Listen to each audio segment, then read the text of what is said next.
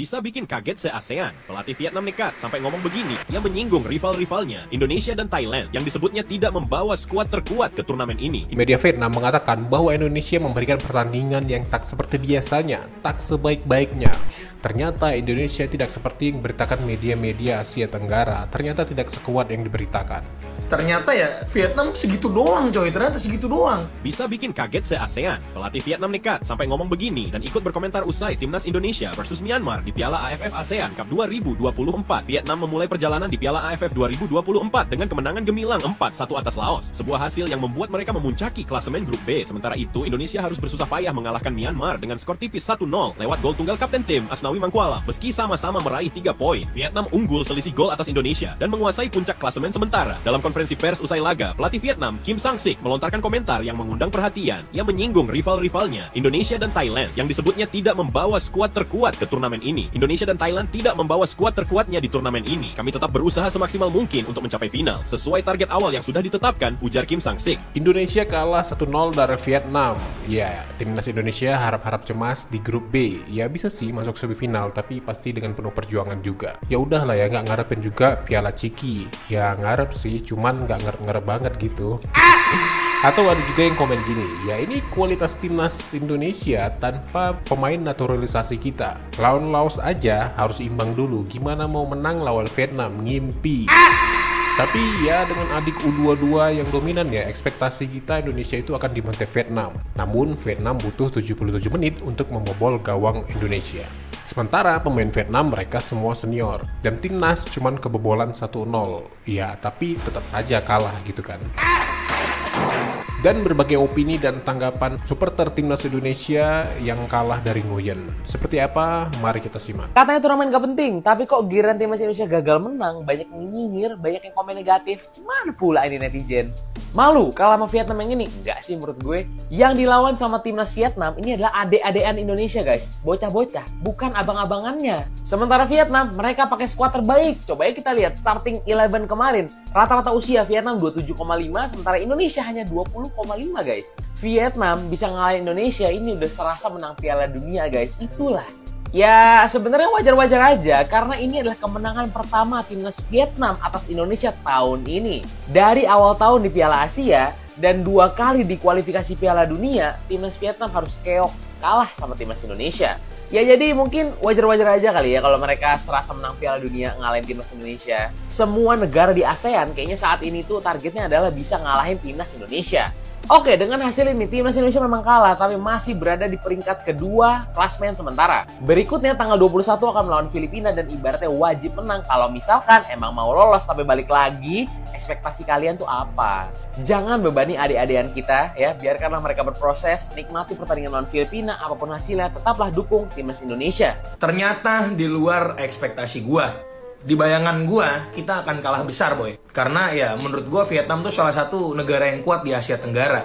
Ternyata di luar dari kita yang mainnya lumayan oke ya, kalau dibandingin lawan Lengkoas sama Myanmar kemarin, ternyata ya Vietnam segitu doang coy, ternyata segitu doang. Mari kita bahas boy. Pertama dari line up-nya, 3 back sejajar, Ferrari, Kadek Arel dan juga Donitri kembali tampil oke menurut gua. Kenapa gue bilang oke? Karena Vietnamnya tuh kurang gitu. Jadi kalau dibandingin laga pertama lawan Myanmar, lebih bagus pas lawan Myanmar kemarin menurut gua.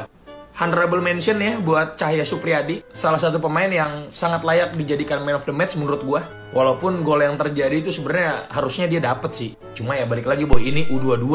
Mereka sangat terlihat sekali kurang jam terbang ya. Nah yang paling gua sayangkan adalah permainannya Rivaldo boy. Kalau gue boleh jujur, dengan kehadiran Rivaldo, ngasih kebebasan Arkan Fikri untuk bisa main ke depan. Jadi Rivaldo nih yang main di jangkar nih. Tapi dia kayaknya ngalamin sedikit cedera, langsung diganti di menit 40-an. Ya, dan dia sempat ngelakuin beberapa kesalahan passing. So far, menurut gue permainan kita meningkat dibandingin lawan Lengkoas kemarin. Kalau lawan Lengkoas kemarin, kita itu salah passing. Kalau di match ini, kita sangat terburu-buru mainnya. Walaupun endingnya jadi salah passing juga. Cuma balik lagi nih boy, mereka U22. Secara mental, mereka belum kebentuk-bentuk banget. Terlalu cepat kehilangan bola. Kalau lu merhatiin, kita nggak pernah lebih dari 10 detik buat nguasain bola. Ketika mau kombinasi 3 orang tuh langsung hilang bolanya. Ya, mau gimana boy? inilah proses regenerasi yang harus dilalui sama timnas kita. Karena kita nggak bisa bergantung sama timnas senior ini terus. Adik-adik ini harus diberikan pengalaman. Semoga pemain-pemain dapat memetik apa yang bisa dijadiin pembelajaran buat mereka dan bisa berkembang jadi pemain yang lebih keren lagi. Apakah ini salah satu memang agar regenerasi ya? Kalau dulu Toel pernah bilang siapa suruh turunkan U22. Jadi sudah ada. Nah kenapa di senior nuruninnya U22? Ngomongnya regenerasi. Apa nggak salah? Oh ya, tapi satu sisi lain dia bilang bahwa kita tuh nggak harus naturalisasi juga, kata Bang Toel ya. Kita masih punya pemain-pemain ya, nyatanya seperti ini memang pemain kita yang masih kualitas ASEAN ya, yang itu pun setengah mati melawan Vietnam. Loh, kok iso? Kalah kan? Ya wajar kalah memang permainan Indonesia malam ini. Gak bisa ngapa-ngapain anjir, apalagi di pressing sama Vietnam, gila. Pressingnya Vietnam gak ada lawan. Untung kalah cuma 1-0 anjir. Praktis di babak pertama. Udah kalah masih untung, memang itulah Indonesia nih ya. Indonesia hampir nggak pegang bola di babak pertama. Di babak kedua, di menit-menit akhir cuma back pass nggak jelas, ya kan? Aduh, lagian ini Vietnamnya bisa menang cuma 1-0 loh. Emang rada dongok juga ini Vietnam nih, bisa menang cuma 1-0 dengan permainan malam ini mereka yang pressing tinggi banget. Lu lihat tuh ball possessionnya tuh, 72% berbanding 28%. Passingnya juga tuh 642 kali berbanding 258. Jauh banget anjir.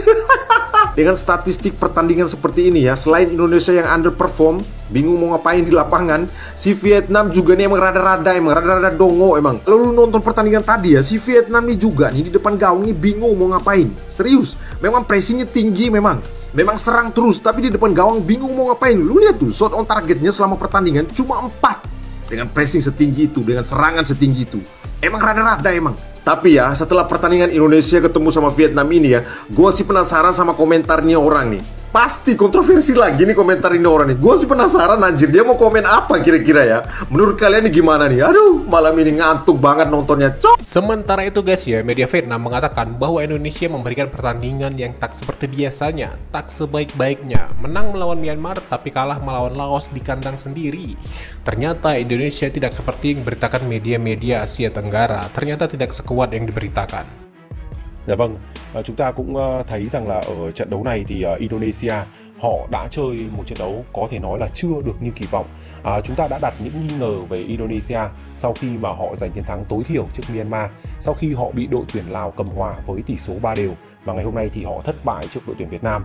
Phải chăng Indonesia ở giải năm nay không thật sự mạnh như những lời đồn, như những dự đoán và như những sự e sợ của truyền thông Đông Nam Á trước giải đấu của anh Huy? Chúng ta đã biết là tuổi trung bình của họ chỉ là 20,3 thôi. Thế nhưng mà gần đây Malaysia nổi quá và đội tuyển quốc gia của họ thì đã được thắng đấy tại đấu trường Đông Nam Á. Thành ra chúng ta cũng có những sự e dè đấy, và nói thật là bóng đá là như vậy. Khi mà cái gì nó như là cái gai mà mãi không nổ được thì nó tạo ra ức chế và cả đôi khi cả cái bực mình và bất lực nữa. Thế thì chúng ta thấy Indonesia sang Việt Nam này trẻ như vậy, nhiều người nói là thắng một cái đội trẻ như thế thì cũng chẳng phải pha gì, nhưng mà nói thật là dù sao thì trẻ là việc của họ, thế còn họ cũng đại diện cho nền bóng Indonesia để vào khoa đội tuyển ở giải lần này. Thành ra là chúng ta thắng thì hãy cứ tận hưởng niềm vui, và đó dù sao cũng là một cái bước ngoặt sau hàng loạt trận đấu mà Indonesia toàn thắng Việt Nam. Thì tôi cho rằng là đây là một thắng lợi cần thiết để lấy lại niềm tin vào để mà chúng ta có thể trang bị cho cái hành trình sắp tới. Thì tôi nghĩ rằng là trước hết là tận hưởng niềm vui, thế còn sau đây thì cả đội vẫn phải rút kinh nghiệm với nhau nhiều. Dạ vâng. Jadi dijawab sama komentatornya begini guys, ya seperti itulah hidangan pertandingan dan kita bisa menikmati dan menyaksikan sendiri, bisa menimbulkan amarah, bahagia, bahkan emosi. Tapi dengan tim U22, tim Indonesia yang hadir, mereka telah bekerja keras dengan bergabung di turnamen ini. Ya, setidaknya ini bisa memberikan percaya diri bagi kita Vietnam setelah beberapa kali kita dikalahkan oleh Indonesia di tahun ini. Nikmati bagi yang menang dan renungi bagi yang kalah, karena semua ini adalah titik balik untuk suatu kemenangan.